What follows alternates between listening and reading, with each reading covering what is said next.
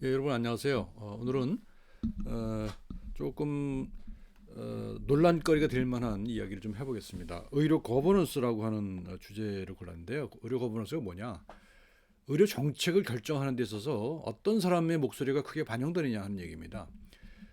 그런데 보통 그 논의를 하다 보면 예를 들면 뭐 보험 급여를 해주느냐 마느냐, 뭐 수가를 얼마나 하냐 이렇게 이런 말단적인 주제를 갖고 생각하는 경향이 있는데 저는 그런 것도 물론 중요합니다만 좀 큰 제도적인 측면에서 얘기를 해보려고 합니다. 그래서 지금 오늘 제가 고른 얘기가 전문직 면허에 관련된 얘기입니다. 전문직 그러니까 전문직이라고 하면 보통 우리나라에서는 의료인들 그다음에 무슨 뭐 법률이 변호사 뭐 건축사 뭐 이런 사람들 의미하겠죠.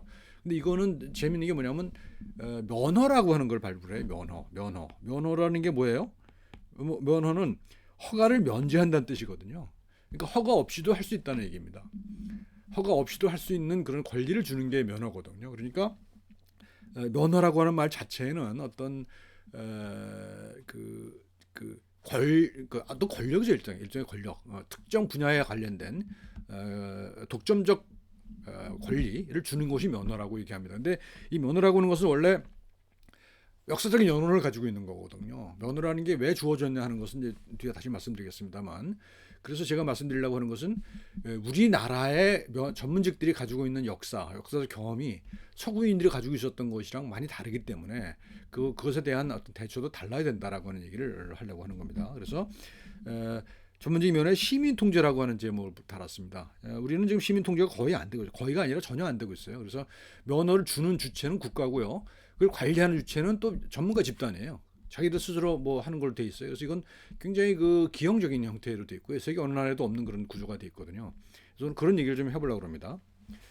먼저 이런 순서로 말씀드릴 건데 문제 상황이 뭐냐? 우리나라는 지금 심각한 신뢰 위기를 겪고 있습니다. 물론 다른 전문직도 그렇습니다만 특히 의사에 관련된 국민의 신뢰가 굉장히 낮아요. 그래서 이것은 뭐 국제적으로 비교를 해봐도 뭐 아주 현저하게 낮거든요. 그래서 이것이 신뢰 위기가 대단히 큰 문제다. 그래서 이 신뢰를 회복하기 위한 신뢰가 없으면 아무것도 못 하거든요. 그러니까 이 신뢰가 회복이 돼야만 의사들의 권위도 가질 수 있는 것이고 자기들의 이익도 지킬 수 있는 것이거든요. 근데 우리나라 의사들은 그렇지 못해요. 그래서 눈앞의 이익만을 주로 생각하는 경향이 있다고 느껴집니다. 제가 이런 지적하면 뭐 엄청나게 공격을 받고 이미 작년에 뭐 공공의대 문제 있을 때 제가 어디 뭐 글 쓰고 했을 때 저한테 가해진 공격을 비추어 봐도 엄청난 공격을 받을 그런 상황이라고 합니다. 어쨌든 간에 저는 그럼에도 불구하고 신뢰 위기가 가장 큰 문제다라고 하는 얘기를 할 거고요. 그다음에 두 번째는 제가 왜 이런 얘기를 하게 됐는지 제가 했던 경험을 좀 말씀드려야 될 것 같아요. 그래야 이제 어떤 제가 하려고 하는 얘기가 어떤 경험적 바탕에서 나왔다 하는 것을 이해하실 수가 있을 테니까요. 그러고 난 다음에 우리나라 역사를 좀 살펴보려고 합니다. 한국의 의료 거버넌스 역사. 그다음에 이제 대표적인 나라 두 나라를 골랐어요. 영국과 미국의 사례가 좀 같은 자본주의 국가입니다만 그 역사적 경험이 다르거든요. 영국 같은 경우에는 NHS 국가보건의료 시스템을 해온 지가 벌써 70년, 80년 된 나라고요. 미국은 철저하게 어떤 자본주의적인 사적 이익을 추구하는 그런 보건 시스템을 가지고 있습니다. 그래서 이제 그 한국, 영국, 미국을 살펴보고요. 그 다음에 한국의 의료 문화, 우리 의료 문화, 이것도 굉장히 중요하다고 생각해요. 역사적 경험도 있습니다만 어떤 전통 속에 가지고 있는 어떤 전통적 문화 문법이랄까요? 뭐 그런 것들이 있어요. 그래서 이것도 최근에도 뭐 이런 심리학자들이 많은 분석을 하고 있거든요. 그것도 굉장히 유용한 그런 분석이라고 생각해서 그 얘기도 좀 해볼 겁니다. 그리고 마지막으로 그럼 어떻게 할 것이냐 하는 얘기를 이제 제언을 할 건데요. 어, 저는 그 핵심적으로 주장하려고 하는 것이 면허 관리 기구입니다. 중립적 면허 관리 기구. 말씀드렸다시피 우리나라는 지금 국가가 면허를 주고 관리는 전문가 단체한테 맡겨버리는 그런 이상한 형태를 가지고 있거든요. 그래서 이것은 다른 나라의 사례를 참조해서 이것이 독립적인, 중립적인 그리고 전문가 집단의 이해도 반영되지만 소비자들, 환자들 대중의 이해가 반영될 수 있는 그런 어떤 종합적인 그런 거버넌스가 필요하다 하는 주장을 할 거입니다. 저 준비하면서 제가 저 검색을 하다 보니까요, 아주 충격적인 데이터를 하나 만나게 됐어요. 뭐 글로벌 트러스트 워디 인덱스라는 걸 했어요. 그러니까 전 세계적으로 직업인들이 얼만큼 신뢰를 받고 있는가 하는 것에 대한 조사를 한 것이었거든요. 2021년에 금년 한 건데 28개 주요국을 대상으로 조사를 한 겁니다. 근데 그중에서 다른 직업들 많이 했습니다만 의사들의 다른 나라들 같은 경우에는요. 대체적으로 28개 나라 거의 대부분이, 우리나라를 빼고 거의 대부분이 가장 신뢰받는 직업이 1등이 의사입니다. 1등이 의사하고 여기 가장 높은 나라가 영국 72%로 나오고요. 그다음에 이제 캐나다가 70%, 미국이 69%예요. 그러니까 미국과 영국이 다른 체제를 가지고 있다고 그랬잖아요. 그러니까 영국은 국가보건의료 시스템을 가지고 있고요. 미국은 그런 걸 가지고 있지 못하잖아요. 그럼에도 불구하고 거의 비슷해요. 신뢰도가, 의사들에 대한 신뢰가, 미국 의사들이 굉장히 비싼 그 의료비를 국민들이 지불함에도 불구하고 의사들을 신뢰한다는 거죠. 근데 참 안타깝게도 한국은 38%밖에 안 됩니다. 거의 영국의 절반이죠. 왜 이런 일이 벌어지느냐 하는 거예요. 이건 이제 우리가 심각하게 고려해 봐야 될 상황이라고 생각하고, 그래서 지금 제가 말씀드릴 내용은 이런 문제를 해결하기 위한 거다.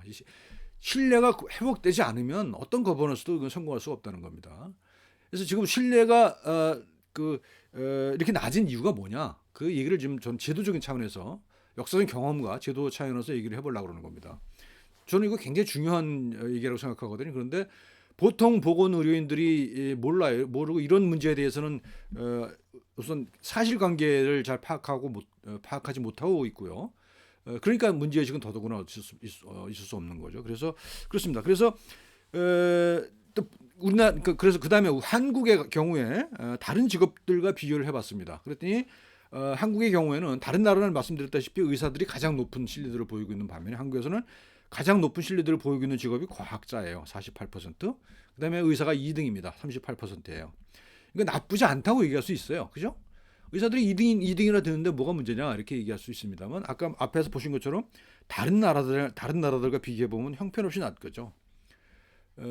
이게 무슨 조사 방법에 따라 다르다 이렇게 주장할 수도 있는데 그럴 이유는 별로 없습니다. 근데 설문이 단순하거든요. 당신은 의사를 신뢰합니까예요. 그래서 yes, no로 답하는 거거든요. 그러니까 신뢰도가 이렇게 나오는 것은 이건 객관적인 거라고 볼 수가 있습니다. 그래서 이걸 반박을 하려고 하는 분들이 많이 있을 거라고 생각합니다만 저는 반박 여지가 별로 없다고 봐요. 어쨌든 상대적으로는 직업 신뢰도를 보면 과학자 다음으로 38%이긴 하지만 과학자의 48%에 비해도 10%포인트가 떨어진다는 거죠. 다른 나라에 비해서 굉장히 크게 떨어진다는 겁니다. 그럼 어느 나라나 정치인이 꼴찌인 거는 어느 나라나 마찬가지더라고요. 그건 그래요.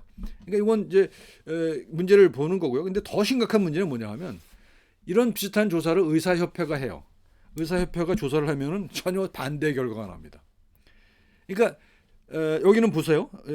변호사, 정치인 쭉 해서 이런 주요 직업군들을 대상으로 해서 신뢰도를 조사했더니 의사가 90.7%를 1등이더라 라고 하는 거를 주장을 합니다.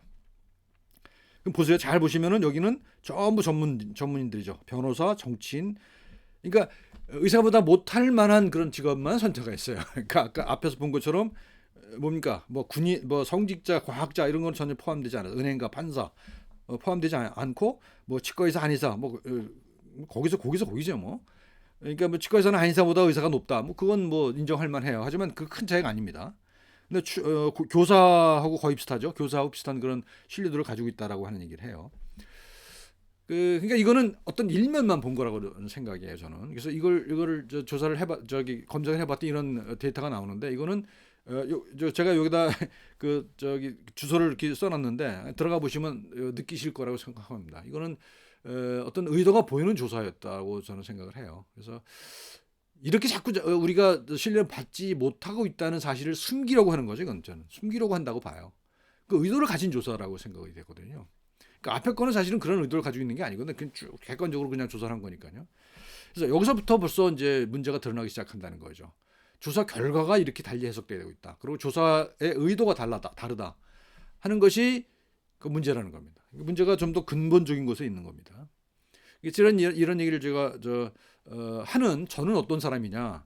이제 치과의사 면허를 받았어요. 82년에. 그리고 뭐 전공이 군의관 뭐 하고 저 구강외과 전공을 했어요. 그래서 병원에 많이 근무했습니다. 병원에. 그러니까 치과의사가 보통 뭐 병원에 근무하지 않는 경향이 많죠. 이게 개인 사무실을 가지고 있거나 한데 저는 병원에 오래 근무했기 때문에 이 병원이 어떻게 돌아가는지를 좀 압니다. 그래서 경험을 좀 했다고 볼 수가 있어요. 그래서 임상 교수를 했기 때문에 대학병원에서 임상 교수를 했기 때문에 대충 경험을 했죠. 그리고 개업이 됐어요. 개업이도 한 4년 했기 때문에 개업 경험도 있고 그리고 이제 영국에 가서 이제 그 전공을 바꿔서 의료인문학으로 공부를 했습니다. 그래서 2년 동안 공부를 했고 그걸 가지고 지금 이제 학생들을 만나고 있는 거예요. 그리고 뭐 저 한 4년 동안 두 개를 겸했죠. 임상 교수를 하면서 의료인문학을 했습니다. 그리고 2004년부터 그러니까 지금부터 뭐 거의 20년 채 안 됐습니다만 20년 동안 이제 그 임상을 하지 않고 의료인 문학만 가지고 이제 학생들을 만나고 공부를 하고 있습니다. 그러니까 이런 걸 하다 보니까 지금 오늘 같은 문제의식을 가지게 된 겁니다. 그리고 학생들 만나도 그렇고 의사들이 너무나 사회와 단절돼 있다. 의사들이 참 너무 모른다. 세상을 모른다. 역사도 모르고 세상이 어떻게 돌아가는지에 대해서도 관심이 없는 그런 문제를 만나게 되거든요. 학생들 만나고 그러면서. 그래서 오늘 이런 얘기를 하는 겁니다. 그래서 이건 뭐 엄청나게 많은 욕을 얻어먹을 각오를 하고 하는 건데요. 뭐 어차피 저는 여태까지 욕을 먹고 살아왔기 때문에 뭐 개의치는 않습니다만 더 많은 욕을 좀 해주시기 바랍니다. 그럼 욕을 해야 그다음에 그럼 어떤 해결책을 찾을 수 있는 것 아니겠어요? 그래서 제가 하고 있는 이야기들의 문제점을 제기하실 분은 얼마든지 해주셨으면 좋겠습니다. 뭐 물론 저 인신공격 같은 거는 좀 안 해주시면 좋겠습니다만 어쨌든 간에 이 제가 주장하는 것들에 대한 그 포인트에 대해서 반론을 제기해 주시면은 앞으로 그런 논의를 좀 충분히 해나갈 수 있으면 좋겠다는 생각을 합니다. 자, 말씀드렸다시피 한국의 전문직 면허 제도에 모순이 있어요. 모순이 커요. 뭐냐면 제가 이제 개인적인 경험이 이런 겁니다. 예를 들면 치과의사 면허 가지고 있잖아요. 치과의사 안 한단 말입니다. 그 면허가 필요 없어요. 그 면허를 반납을 하려고 했더니 반납 방법이 없답니다. 우리나라의 그 의사 면허는 한번 발급이 되면 반납할 수가 없어요. 뭐 물론 박탈을 할 수 있는 그런 뭐 장치가 있긴 합니다만 거의 없죠. 그렇게 된 사례가. 저는 자진해서 반납을 하려고 하는데도 불구하고 반납할 수가 없답니다. 제가 무슨 죄를 짓거나 무슨 중죄를 져서 박탈을 당해야만 된다는 겁니다. 근데 또 한편은 뭐냐면 제가 치과의사 면허를 가지고 있잖아요. 그 이제 치과의사 쪽에서 저 어떤 보수교육의 들 강사로 초빙하려고 하는 경우가 가끔 있습니다. 그런데 저는 보수교육 강사 자격증이 없어요. 왜냐? 치과의사 면허증을 가지고 있는데 회비를 안 낸 지가 10년이 넘었다. 그러니까 너는 보수교육할 자격이 없다. 그러면 나 면허를 반납해달라. 그건 안 된다. 이거예요. 아니 웃기는 거죠. 그러니까 면허는 반납을 안 되는데 치과의사 그 자격에 관련된 거는 협회가 관리를 하기 때문에 협회는 나한테 권한을 주지 않는 회원 자격을 주지 않는 거죠. 그러니까 면허는 박탈 안 하면서 회원 자격을 또 박탈해요. 그러니까 만약 면허가 없는 사람이 보수교육을 하면 그건 얼마든지 가능한 거거든요, 제도적으로. 근데 나는 면허가 있는데 회비를 안 냈기 때문에 보수교육을 못 한다는 거죠. 여러 번 내가 저 집행부에 요구를 했음에도 불구하고 뭐 몇 번 거쳐서 얘기했음에도 불구하고 안 받아들여져요. 이게 이제 철저하게 이제 그들 사유 속에는 우리는 한 울타리인데 너는 우리 울타리 벗어났으니까 너는 아니야. 꼬피를 쳐버리는 거죠. 이게 우리 그 전문직의 폐쇄성이라는 겁니다. 이거 굉장히 심각한 문제라고 저는 생각을 하고 여러 번 주장했음에도 불구하고 안 받아들여져요.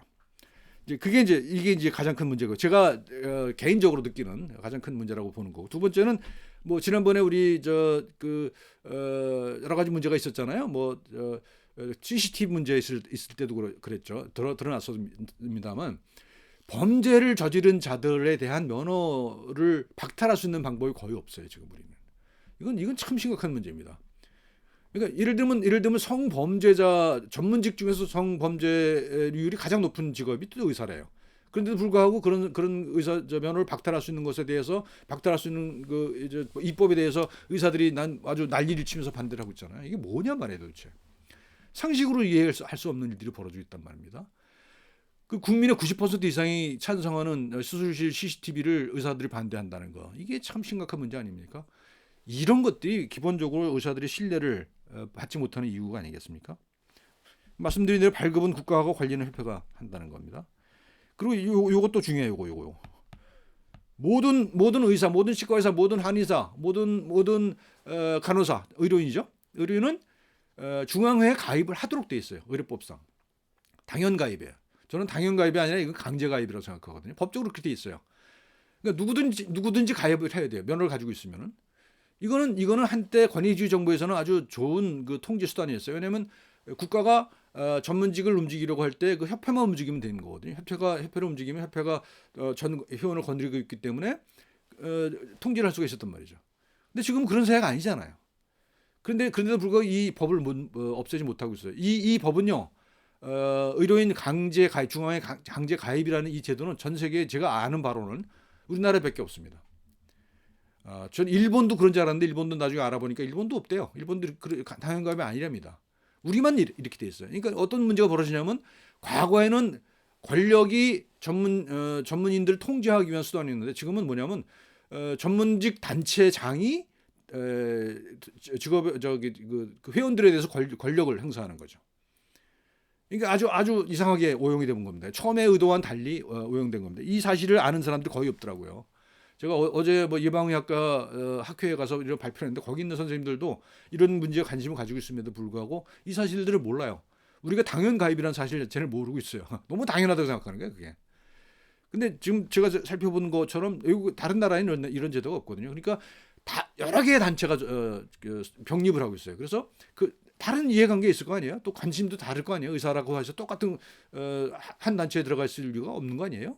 뭐 인협도 있고 우리나라 인협이라는 그 단체가 이건 임의 단체고 의협이라고 하는 단체는 그거는 뭐 법정 단체예요. 그러니까 이 차이가 나잖아요. 이게 아니라 그냥 수평적으로 있는 겁니다. 외국 같은 경우에는. 그래서 거기 각자 나름대로 목소리를 내는 뭐 병원에 속한 의사, 개업의사 나름대로 또 이해관계 다를 수가 있잖아요. 그다음에 봉직이 다 다를 수 있잖아요. 그러니까 그런 사람들이 나름대로 목소리를 내면서 자기들 권위를 위해서 서로 타협하고 하는 그런 것이 필요한데 우리는 그렇지 않다는 거예요. 의사라고 그러면 무조건 단일 조직에 들어가 있기 때문에 그런 일이 벌어져요. 지난번에 의사들 뭐 저 학생들 의대 학생들 뭐 집단적으로 휴학기 냈잖아요. 90%가 내요. 예과 1학년 하는데 아이들이 뭘 한다고 지네들이. 그러니까 위에서 하라고 그러면 하는 거예요. 이런 아주 권위적인 정부, 권위적인 그런 문화, 이것이 상당히 전 문화라고 문제가 생각합니다. 그렇기 때문에 결정적으로 시민 통제가 불가해요. 지난번에 뭐 의정협의회라는 거 하죠. 의정협의회. 왜 의정협의회를 합니까? 이거 누구 문제인데 보건의료 문제가 누구한테 누구를 위한 제도인데 왜 의사하고 정부만 합니까?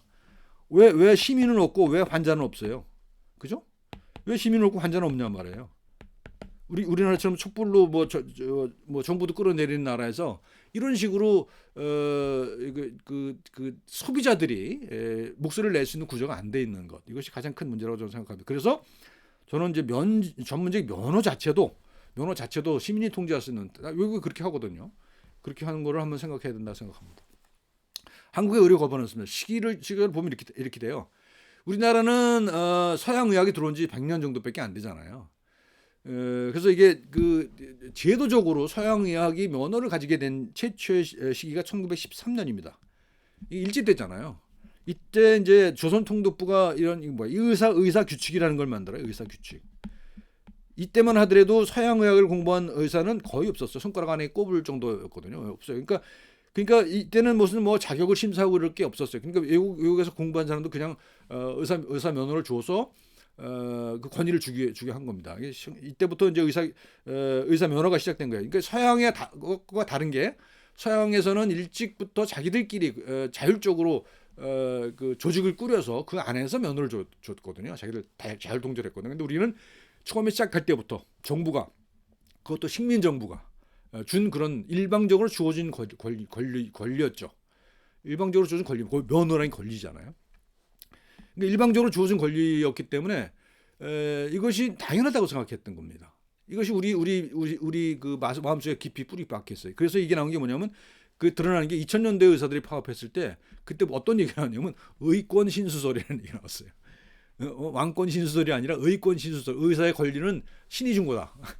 그런 진짜 웃지 못할 그런 주장이 나올 정도로 우리는 이건 너무나 당연하다고 생각했다는 겁니다. 의사 면허는 당연히 있는 거다.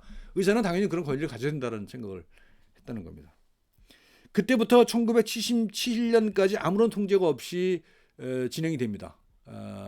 그래서 77년이라는 때는 이제 의료보험이 시작된 때죠. 통제가 없었고 정부도 뭐 여러 개 없기도 했지만 그 어떤 그 보건 의료 정책을이라는 것을 제대로 펴보지 못했던 거죠.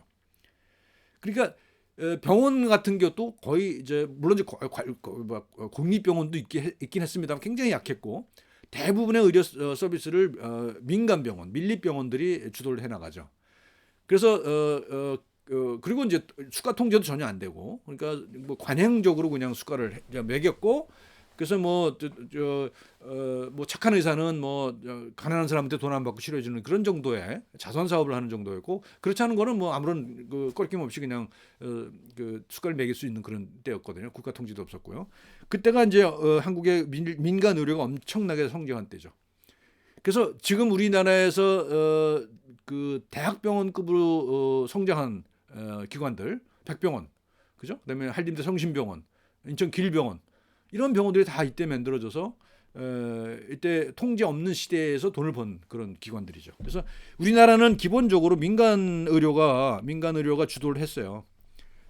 그리고 지금 이제 공공 의료 문제가 나오고 있는데 이제 이 서양하고 좀 다른 거죠. 그다음에 77년부터 89년까지 이때 뭐냐면 77년에 의료보험이 시작됐죠. 89년에 전 국민으로 확대됩니다.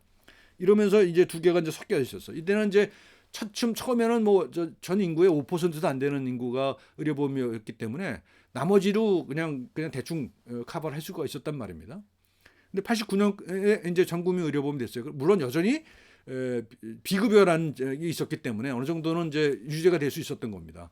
그렇지만 그럼에도 불구하고 의사들은 이전에 누렸던 그런 호우 시절에 대한 안타까움이 있었던 것이죠. 그래서 이제 불만들이 쌓여가기 시작해요. 불만들이 쌓여가기 시작하는 때가 이제 이때부터입니다. 의료보험이 도입되고 전국민 확산될 때까지. 그 다음에 이제 89년부터 그 이후부터 전국민 의료보험이 된 이후부터는 이제 통제기에 들어가죠.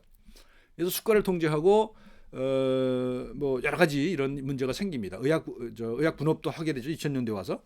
그러니까 그것이 통제가 이제 혼합기에서는 그나마 어느 정도 유지할 수 있었는데 통제기가 되니까 이제 못 살겠는 거죠, 의사들이. 그러니까 이제 그 2000년도에 이제 저항기가 들어서는 거예요. 2000년대 의학 분업을 실시하면서 의사들이 파업을 하죠. 처음으로 파업을 합니다. 그리고 이제 2020년도에 20년 만에 다시 그 공공의대 문제를 갖고 다시 파업을 하죠. 그렇죠. 이게 이제 한국의 의료 거버넌스의 역사입니다. 그러니까 여기서는 뭐냐면 이 당사자는 정부하고 정치 권력과 의료 권력밖에 없는 거예요. 그러니까 의료 권력이라는 건 단일 권력이죠. 당연 가입제이기 때문에 단일한 거예요. 물론 그 안에도 많은 뭐 병원협회나 뭐 개원협의회 이런 게 있습니다만 그걸 전체를 대표하는 게 의협이기 때문에 의협과 정부 안에 싸움이 된 거예요. 아주 강의 싸움이 돼버린 거죠. 그러니까 어떤 완충지대가 전혀 없었던 그런 거라고 볼 수가 있습니다. 그래서 한국 의료 거버넌스 이런 문제가 있다. 또 한 가지는 이제 제도적인 미비인데요. 보건복지부의 그 법령집에 들어가 보면 보건국과 의정국이 분리되어 있어요. 보건국과 의정국이 분리되어 있어요. 이건 참 저는 이제 이해가 안 되는 거거든요. 그러니까 물론 이제 업무의 영역은 다를 수 있습니다. 의정국이라는 것은 의료 서비스에 관련된 거고 보건은 이제 공공보건에 관련된 거니까 다를 수가 있어요. 근데 이걸 분리할 이유가 없다는 거예요. 왜냐하면 그 담당하는 사람이 의료인이잖아요. 다 보건 의료인이라고 보건 의료인으로 퉁치고 들어가는 거거든요. 근데 뭐 어제 어떤 모임에서 들어보니까는 이 보건 의료에서 보건을 빼버려야 된다라고 주장하는 사람도 있더라고요. 그러니까 우리나라는 그렇게 되어 왔다는 거예요. 그러니까 보건이라고 하는 것에 대한 관념 자체가 없는 거예요, 우리는. 그러니까 의료가 공공 서비스라고 하는 거를 인정 안 하고 있잖아요, 예비. 참 슬픈 일입니다. 왜 공공 서비스가 아닙니까? 그러면은 우리가 뭐 교통 서비스가 공공 서비스가 아닌가요? 그죠? 법률 서비스가 공공 서비스가 아닌가요? 의료 서비스는 당연히 공공 서비스. 교육이 공공 서비스가 아닌가요? 당연히 이건 공공 서비스인 거죠. 의사가 공공재는 아니에요. 의사는 뭐 개인이기 때문에 의사는 공공재가 아니고 의사는 뭐 개인입니다만 의사가 시행하는 서비스는 물론 100%는 아닐 수 있습니다. 일부는 뭐 상업적인 것도 있으니까요. 그렇지만 기본적으로 공공 서비스, 국민의 시민들의 건강을 보살펴야 되는 서비스인데 왜 공공 서비스가 아니라고 주장하냐는 거죠. 그러면 아니라고 주장하는 그 근거는 뭐냐는 거예요. 그걸 좀 대달라는 거예요. 의료 서비스가 공공 서비스가 아닌 그 근거를 좀 얘기를 해주셨으면 좋겠어요. 아무도 들은 적이 없어서 그래요. 근데 어쨌든 간에 그런 생각을 할 수가 있게 된 것이 이런 보건과 의료의 그런 이분법에 근거하고 있다는 겁니다. 보세요. 보면은 뭐 보건요원의 교육훈련은 보건국에서 하고 의료관계 인력의 수급 관리는 또 의정국이에요. 다른 사람들이 아니잖아요. 같이 해야 됩니다. 같이 해야 돼요. 근데 이게 이제 분리돼 있다는 게 좀 너무 좀 잘못된 거 아닌가라는 생각을 합니다. 그래서 이거 그렇고요. 그다음에 이제 한국, 영국, 미국을 한번 살펴보겠습니다. 한국 같은 경우는 보면 말씀드린 대로 의사협회하고 보건복지부, 물론 여기 이제 의사협회 말고 치과의사협회, 한의사협회, 뭐 간호사협회 있겠죠. 근데 대표적으로 이제 의사협회를 얘기하는 겁니다. 그러니까 의사협회랑 보건복지부가 맞부딪히는 그런 상황을 가지고 있는 것이죠. 그래서 여기는 보건정책과가 있고 의정국 의료정책과가 있어요. 이게 분리되어 있다는 것 자체가 이건 큰 문제다라고 보는 겁니다.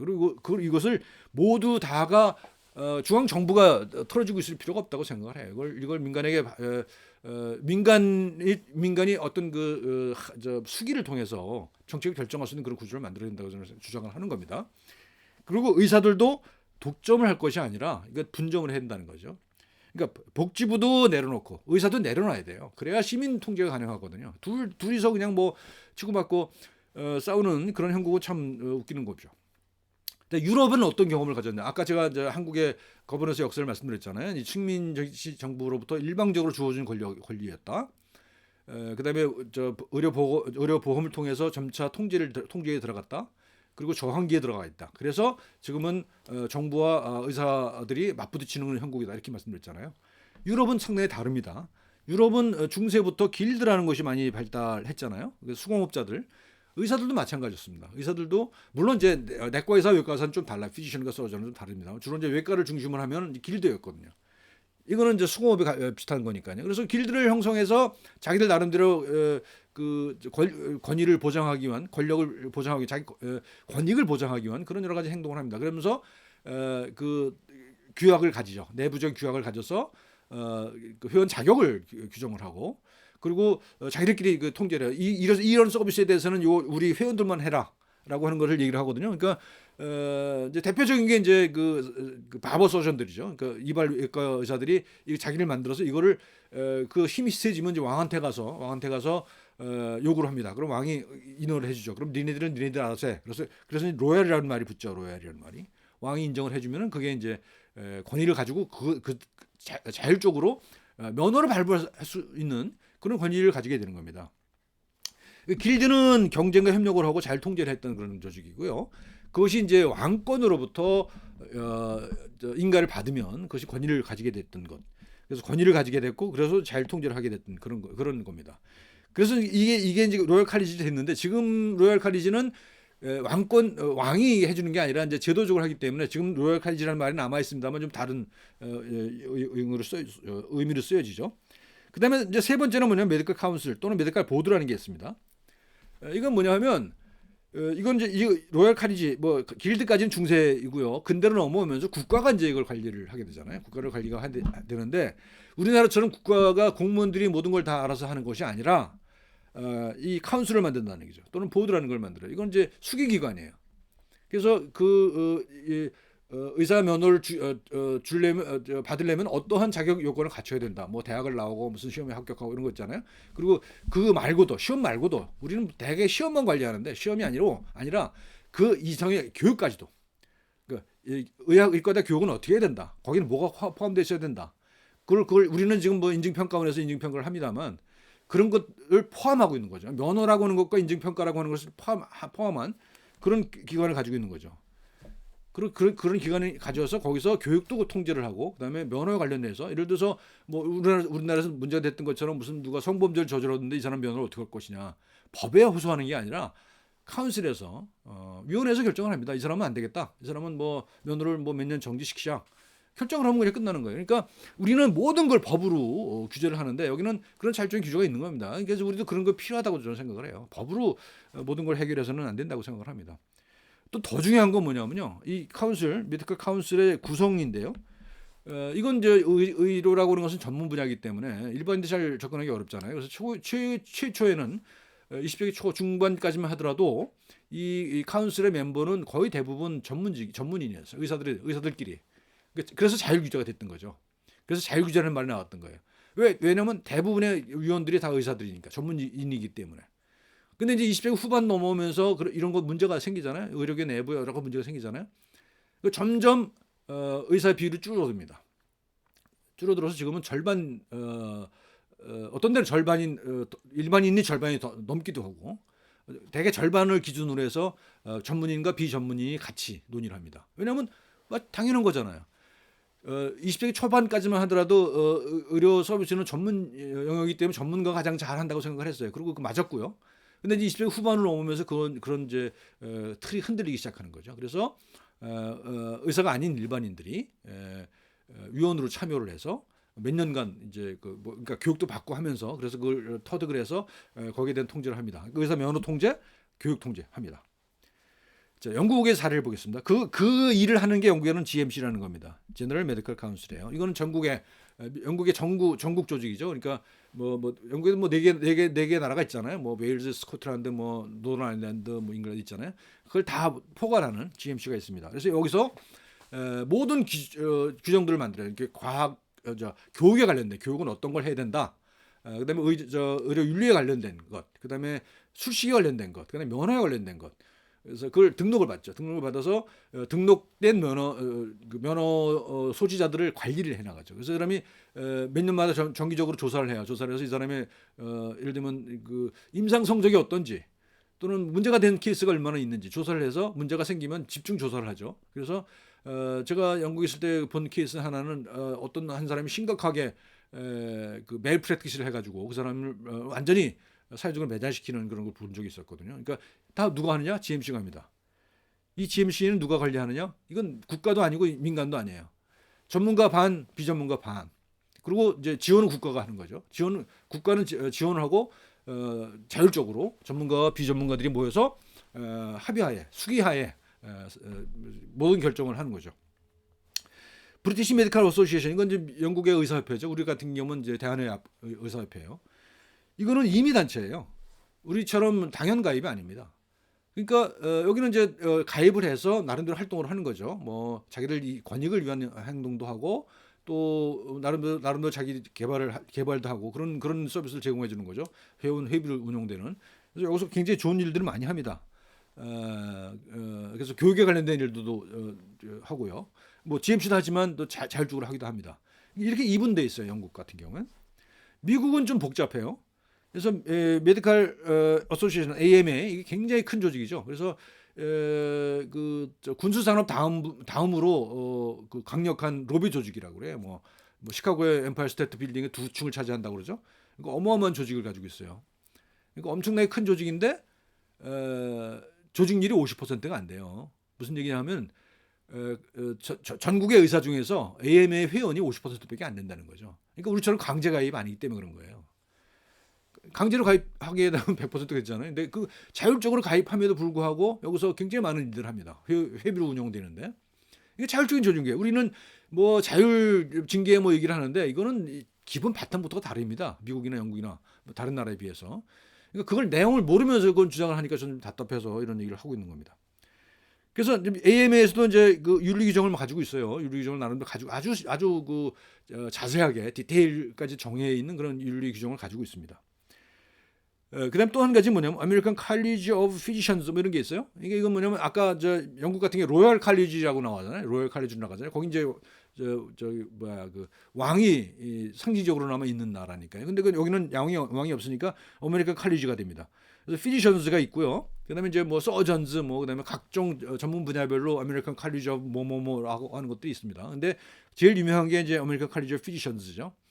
그래서 여기는 그 자격 요건들이 있어요. 그래서 학술적으로 상당한 수준이 있어야 되고요. 그다음에 윤리적으로도 상당히 높은 수준을 요구를 합니다. 그래서 여기서 이제 2000년도 초반에 2002년도인가요?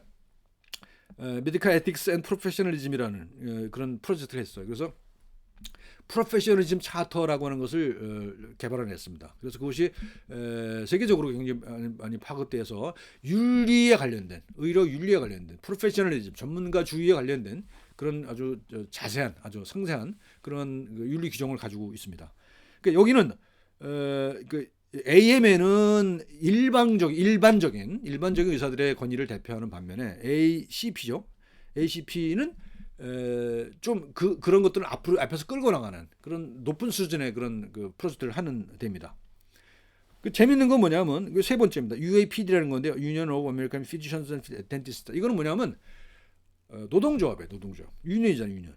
노동조합이에요. 그러니까 의사들이 자기들 나름대로의 권익을 찾기 위한 그런 활동을 벌입니다. 그러니까 위에 AMA나 뭐 ACP 같은 경우는 굉장히 그 명분, 윤리 이런 걸 강조하잖아요.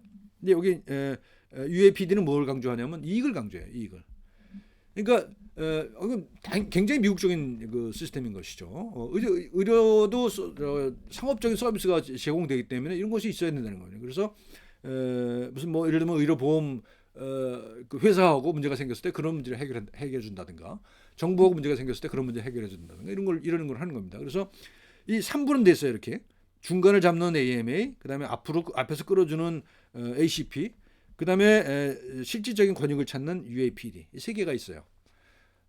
제가 나름대로 그렇게 분석을 한 겁니다. 뭐 그런 겁니다. 그다음에 또 마지막은 메디컬 보드 오브 여긴 캘리포니아라고 그러는데 주별로 메디컬 보드가 있어요. 그래서 거기서 이제 주 단위로 아까 저 영국에서 GMC가 하는 면허 관리하는 그런 시스템을 가지고 있는 것이죠. 그러니까 영국은 전국을 통합한 제너럴 메디컬 카운슬인데 여기는 주별로 메디컬 보드를 가지고 있다. 메디컬 보드 또는 메디컬 카운슬을 가지고 있죠. 그래서 거기서 그 면허 관리를 해요. 그래서 제가 이제 미국에 연수 갔을 때 보니까요, 어떤 사람이 연구 계획서를 내잖아요. 연구 계획서를 내면 그걸 IRB 심사를 하잖아요.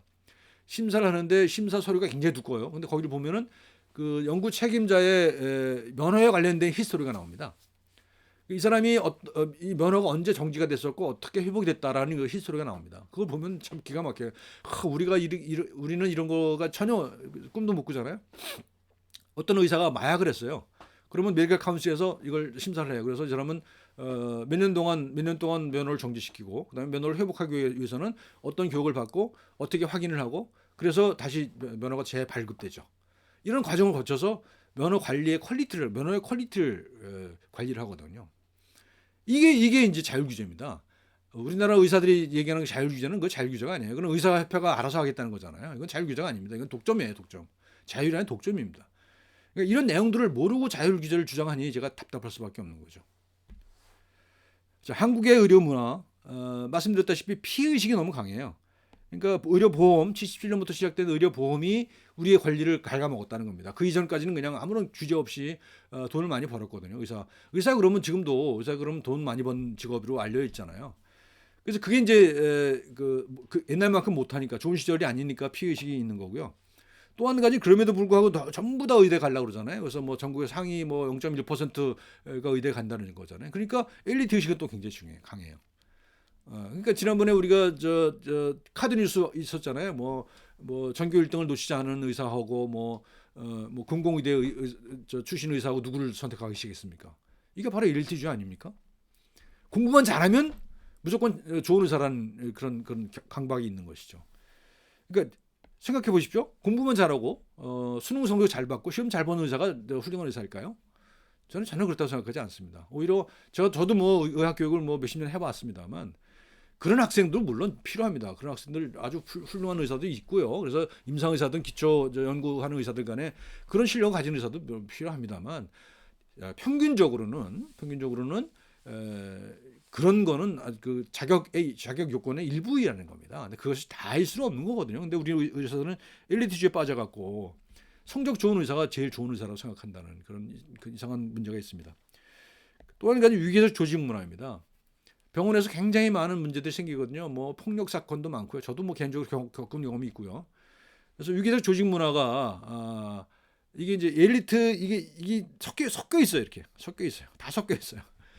그러니까 나는 엘리트인데 나는 또 폭력의 피해자가 되기도 합니다. 그러니까 이중적인 그런 그것들이 형성이 돼요. 그리고 이제 또 이건 뭐 집단주의라는 건데 말씀드린 대로 면허가 아니라 당연 가입을 하기 때문에 면허를 가진 자는 누구나 협회 회원이 돼야 되기 때문에 집단주의가 발달할 수밖에 없어요. 우리는 하나다. 원팀이다 이거죠. 의사는 원팀이다는 생각이 들어요. 생각해 보세요. 10만 명이 넘는 사람이 어떻게 원팀이 될 수가 있습니까? 아니거든요. 근데 그런데도 불구하고 집단주의가 이제 너무 강해요. 그래서 뭐 휴학계 내라 그러니까 예과 1학년들이 90%가 휴학계를 내는 그런 게 집단주의죠. 그러니까 자기 판단을 안 하는 거예요. 자기 판단을 안 하고 우리 집단이 결정하는 대로 따라가겠다는 그런 거거든요. 그런데 대중은 어떤? 대중은 그렇지 않거든요. 대중은 그런 집단주의적인 물론 일부적으로 실력 있는 의사를 원하지만 나한테 관심을 가져주는 의사를 원합니다. 관계주의를 원합니다. 이게 이제 지금 집단주의 관계주의 얘기는 그 심리학에서 하는 얘기입니다. 심리학에서 한국 사람들의 특성을 쭉 나누는데요. 서양 사람들의 개인주의, 그다음에 동양 사람들의 집단주의 관계주의인데요. 한국 사람들의 경우는 집단주의 속성도 있지만 관계주의 속성이 강하다는 거예요. 그래서 우리라고 하는 말을 많이 하잖아요, 우리가. 그래서 그건 이제 집단주의하고도 일정 정도 관계가 되기도 하지만 어떤 그 우리 가족, 우리 학교, 우리 전공 이잖아, 우리 아니에요. 그리고 이제 환자하고 만났을 때는 환자와 의사와의 관계도 우리가 되는 거죠. 그래서 일반인들은 관계주의에 익숙해 있는데 의사들은 집단주의에 익숙해 있다. 이것이 또 문제일 수가 있습니다. 또 하나 아까 말씀드린 것처럼 법지상주의입니다. 모든 걸 법으로 해결하려고 그래요. 그러니까 그 국회의원들 로비를 하는 거예요. 뭔가 변화를 만들어내려면 우리나라에서 할 수 있는 방법이 국회의원을 찾아가서 매수를 하든 설득을 하든 하는 거예요. 그러니까 로비가 성행할 수밖에 없는 거고 이 속에 또 어떤 부패의 씨앗이 숨어 있는 거죠. 로비를 하면서 뭔가 금품이 오갈 수도 있는 거고 그럴 수 있잖아요. 그러니까 어떤 그 객관적인 협의 구조, 그런 수기 구조가 있는 게 아니라 권리를 가진 사람, 권력을 가진 사람을 움직이는 그런 것이 이제 태동하게 되죠. 법지상주의가. 이것도 좀 바꿔 나가야 될 거라고 생각합니다. 그래서 드리는 제언이 다음과 같습니다. 타협과 합의를 할 수 있어야 돼요. 지금은 뭐 의정 협의를 한다면 의정 협의. 왜 의정이 해요? 이거는 타협과 합의가 아니라 뭐라고 결탁이죠. 일종의 결탁을 하는 거예요. 그래서 그래 너 안 해줄게. 이거 파업하지 마. 뭐 이거 해줄게. 파업하지 마. 이런 식이거든요. 이래서는 합리적인 해결 방법이 찾아지지가 않는 거죠. 그러니까 소비자가 참여하는, 환자가 참여하는, 시민이 참여하는 합의 기구가 필요하다는 겁니다. 시민이 왜 빠집니까? 시민이 왜 빠져야 돼요? 굉장히 중요한 그 당사자인데 왜 시민을 빼버려요? 이건 말이 안 되는 거거든요. 정부나 의사나 마찬가지입니다. 똑같습니다. 시민을 참여시키는 그런 것이 필요합니다. 그래서 그다음에 공급자와 소비자 중심. 그러니까 국가는 중재만 하면 돼요. 사실은 중재만 하고 소비자들하고 공급자가 그 타협을 하도록 그렇게 하는 겁니다. 그리고 상호를 상대방을 이해할 수 있어야 됩니다. 시민은 의사를 이해해야 되고 의사는 시민을 이해해야 됩니다. 근데 지금은 그냥 마주 달리는 기관차 같은 그런 형국이라고 생각이 돼요. 그래서 그 문제고요. 숙고의 기간이 필요하다. 저는 이런 생각을 했어요. 제가 어떤 그 책을 보다 보니까 미국 같은 경우에 제가 본 건 치과의사 같은 경우인데요. 치과의사도 여러 가지 치과 관련해도 여러 가지 직종이 있을 거 아닙니까? 뭐 위생사도 있고요, 간호사, 뭐 기공사, 그다음에 재료상 이런 사람도 있을 거 아니에요. 이런 사람들이 이제 그러니까 뭔가 치과 전체에 관련된 어떤 정책이 있을 거 아니겠어요? 그러면 뭐 그렇게 뭐 심각한 문제는 아니지만요. 그래서 그러면 어떻게 하냐면 이 사람들의 대표자들 몇 명씩 뽑아요. 몇 명씩 뽑아서 휴가를 보내줘요. 뭐 플로리다 어떤 섬에 휴가를 보내줍니다. 그래서 휴가를 며칠 동안 가서 잘 놀고 오라고 주는 거예요. 휴가를 그냥 주는 거죠. 그 다음에 이제 근데 리퀘어먼트 딱 하나예요. 당신들이 치과 정책에 관련된 큰 틀에서의 합의를 한 장만 가져와라. 한 장만 가져와, 한 장만. 몇 항목만 있으면 되는 거죠. 뭐는 이렇게 한다, 뭐는 어떻게 한다. 아주 큰 틀만 합의를 해라. 그럼 그걸 바탕으로 해서 우리가 정책을 짜겠다는 거죠. 이런 것이 필요하다고 생각합니다. 그러니까 처음부터 뭐 어떤 구체적인 문제를 해결하는 것도 중요합니다만, 뭐 파업을 당장 풀게 하는 것도 필요합니다만, 그렇게 풀다 보면 졸속에 나올 수가 있어요. 그러니까 미리부터 그런 문제가 없을 때부터 그런 상설적인 그런 협의 기구를 가지고 있어야 된다고 생각을 합니다. 그리고 궁극적으로는 중립적인 면허관리기구, 영국의 GMC, 미국의 메디컬 보드 같은 스테이트 메디컬 보드 같은 그런 것이 필요하다고 생각해요. 근데 지금은 이제 제가 뭐 이런저런 사람들하고 얘기를 해보면 이 팩트 자체를 알고 계신 분들이 거의 없어요. 그래서 굉장히 이런 제가 원하는 바로 가려면은 너무 시간이 오래 걸릴 것 같긴 합니다만 그래도 지금부터라도 시작하지 않으면 안 된다. 그래서 의료인들의 신뢰를 회복하는 것이 가장 큰 목적인데요. 그 목적을 향해서 가기 위해서 차근차근 하나씩 좀 그 계단을 만들어 나가야 될 것이 아닌가 그런 생각을 합니다. 오늘 여기까지 하겠습니다. 고맙습니다.